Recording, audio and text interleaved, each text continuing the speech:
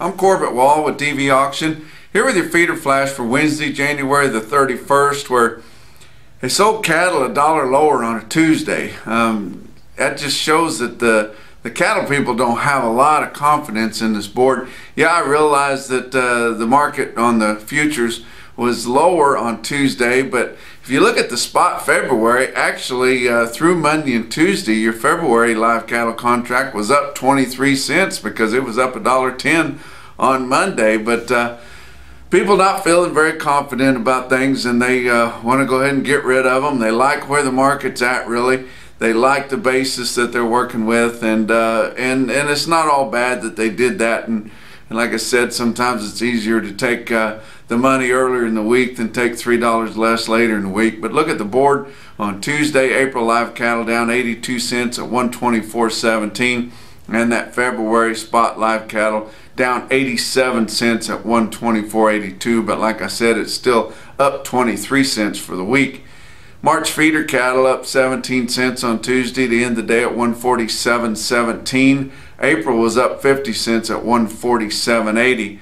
And like I said, that fat cattle trade wasn't a clean out of the show list, but it's well established, and unless something really crazy happens the rest of the week, that's what the market's going to be, is 126. They actually started that late on Monday with a few deals reported at 126 and one load of fats at $2 dress, so that would have been steady, but that buck lower is not terrible.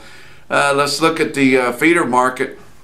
On Tuesday, your real-time index on Beef Market Central in the afternoon on Tuesday was sitting at 145.70, down 79 cents as this market's kind of settling down, and not a lot of sales selling those fancy cattle, not a lot of those premium sales in the Northern Plains really to boost up the market, and a lot of cattle selling in the Midwest and the Southern Plains. But you look at that 145.70, your CME, the last available, was sitting at 147.66.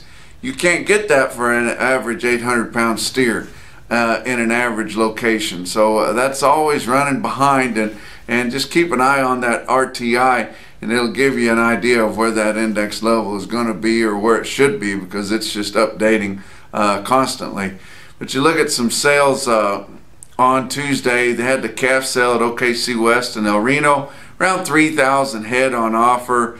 Market News didn't have anything out here at post time, but if you look at your Cattle Market Central automated report there, you can see that most popular weights on the calves were about steady, maybe 2 to 4 higher in spots on some 5 and 6 weight steers, and maybe that much lower on some 5 and 6 weight heifers. But still an awful good market there in OKC West, and they'll have their big feeder sale here on Wednesday. Look at a sale we haven't talked about before in Alma, Nebraska. Had near 2,000 head there. You look at the Cattle Market Central market report there, and that's up in Nebraska, where you should be selling some cattle fairly well, and they do sell them fairly well, but you still can't get up in the 150s for an 800-pound steer yet. You look there, 328 head of steers averaged 641 at 163.57. 473 steers in the 7-weight category averaged 762 at 147.45, and that's pretty respectable right there. And 191 in the 8-weight category averaged 826 at 140.61. Look at some individual quotes in a couple of locations. Ozarks Regional Stockyards in West Plains, Missouri had a load of mostly black steers there with attractive flesh condition. They weren't carrying a lot of excess flesh, and a fair way up. 66 head of them at 2 o'clock in the afternoon, weighed 760 pounds at 153. And Presho, South Dakota, Tuesday morning at 9:20 sold a load of 848-pound steers at 151. And that's your feeder flash for Wednesday.